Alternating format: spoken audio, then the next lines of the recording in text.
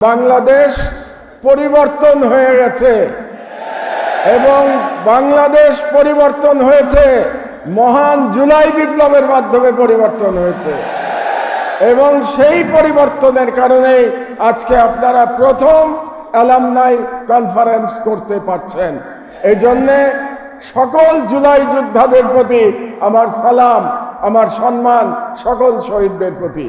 কারণ এই জুলাই বিপ্লব যেটা হয়েছে এটাকে আমি ব্যক্তিগতভাবে এটাকে রাজনৈতিক এবং ধর্মীয় এবং কালচারাল বিপ্লব হিসেবে দেখি। আমাদের বাঙালি মুসলমানের যে আত্মপরিচয়, সেই আত্মপরিচয় আমরা নতুন করে বুঝতে শিখেছি জুলাই বিপ্লবের মাধ্যমে। কারণ জুলাই বিপ্লবে মাদ্রাসার ছেলেদের যে অবদান ছিল এটা আমাদের ভুলে গেলে চলবে না। এই মাদ্রাসার ছেলেরা যাত্রাবাড়িতে যে লড়াই করেছিল ফ্যাসিস্ট হাসিনার বিরুদ্ধে, এই ইতিহাস আমাদেরকে বারে বারে বলতে হবে। সুতরাং আজকে আমরা বাংলাদেশের ইতিহাসে এক নতুন ইতিহাসের দ্বার প্রান্তে উপস্থিত হয়েছি। আপনাদের সকলের কাছে আমার আহ্বান থাকবে আমরা যেন আমাদের এই বিজয় ধরে রাখতে পারি এবং সেই ধরে রাখার বিজয়ে ইনশাআল্লাহ তামিরুল মিল্লাত মাদ্রাসার ছেলেরা, অ্যালামনাই, তারা সবাই নেতৃত্ব দেবেন ইনশাআল্লাহ। তামিরুল মিল্লাত প্রথম অ্যালামনাই অনুষ্ঠানে আমাকে দাওয়াত দেওয়ার জন্যে আপনাদেরকে ধন্যবাদ জানাচ্ছি এবং আমি অত্যন্ত সম্মানিত বোধ করছি এমন একটি অনুষ্ঠানে আসবার জন্যে। আসলে তামিরুল মিল্লাত মাদ্রাসা যে কতটা সুনাম অর্জন করেছে সেটা আমি টের পেলাম যখন 2019 সালে মালয়েশিয়ার ইসলামিক ইউনিভার্সিটিতে আমি এই বুড়ো বয়সে একটু লেখাপড়া করতে গেলাম। তখন ওখানে গিয়ে দেখলাম তামিরুল মিল্লাতের ছাত্রদের খুব সুনাম এবং এটা দেখে আমি খুব গর্ববোধ করেছিলাম যে বাংলাদেশের একটা মাদ্রাসার ছাত্রদের সুনাম আমি মালয়েশিয়ার বিশ্ববিদ্যালয়ে দেখতে পাচ্ছি। এটা আমার জন্য অত্যন্ত আনন্দের একটা সময় ছিল। আসলে মুসলমানদের জন্য ইসলামী এবং আধুনিক শিক্ষার যে একটি মিশ্রণ, একটি মেলবন্ধন দরকার এবং অত্যন্ত গুরুত্বপূর্ণ, সেটা তামিরুল মিল্লাত খুব সফলভাবে দেখাতে পেরেছে। এবং এই কারণেই আমার আগে একজন বক্তা বলে গেছেন যে আজকে তামিরুল মিল্লাতের ছেলেরা বিভিন্ন বিশ্ববিদ্যালয়ে ভর্তি পরীক্ষায় প্রথম হয়। মাদ্রাসার ছেলেরা বিভিন্ন আধুনিক সেকুলার বিশ্ববিদ্যালয়ের ছাত্র সংসদ নির্বাচনে তারা ভিপি জিএস নির্বাচিত হয়। এটা এক ধরনের, আমি মনে করি এটা এক ধরনের মুসলমান, বাঙালি মুসলমানের রেনেসা আমরা বাংলাদেশে দেখতে পাচ্ছি এবং এই রেনেসা দেখবার জন্য আমরা দীর্ঘকাল ধরে অপেক্ষা করছি। আমি এখন আশাবাদী যে আমরা বাংলাদেশে সেই রেনেসার দ্বার প্রান্তে উপনীত হয়েছি। কারণ মুসলমানের যদি রেনেসা না হয় তাহলে সারা বিশ্বে আমরা মাথা উঁচু করে দাঁড়াতে পারবো না।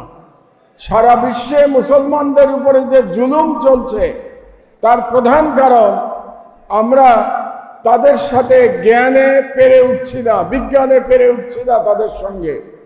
জ্ঞান বিজ্ঞানে আমরা যখন শ্রেষ্ঠত্ব অর্জন করতে পারবো তখনই আমরা মুসলমানদের সম্মান আমরা প্রতিষ্ঠা করতে পারবো। এবং আমি মনে করি এই ক্ষেত্রে তামিরুল মিল্লাত একটা উল্লেখযোগ্য ভূমিকা রাখতে পারে, যেটা তারা অনেকটা এখন পর্যন্ত দেখাতে আলহামদুলিল্লাহ সক্ষম হয়েছে। আমি এই প্রসঙ্গে আপনাদেরকে একটা পুরনো ইতিহাস মনে করিয়ে দিতে চাই। এই বাংলাদেশে 13 শতকে একজন সুফি, একজন মহান ব্যক্তি এমন একটি মাদ্রাসা প্রতিষ্ঠা করেছিলেন 13 শতকে মানে আজ থেকে 800 বছর আগে সেই মাদ্রাসা সারা বিশ্বে অন্যতম শ্রেষ্ঠ মাদ্রাসা হিসেবে পরিচিত ছিল। সেই মহান ব্যক্তির নাম শরফুদ্দীন আবু তাওয়ামা। শরফুদ্দীন আবু তাওয়ামার যে মাদ্রাসা সোনারগাঁতে ছিল, সেটা সারা বিশ্বে একটা এক্সাম্পল ছিল 13th সেঞ্চুরিতে।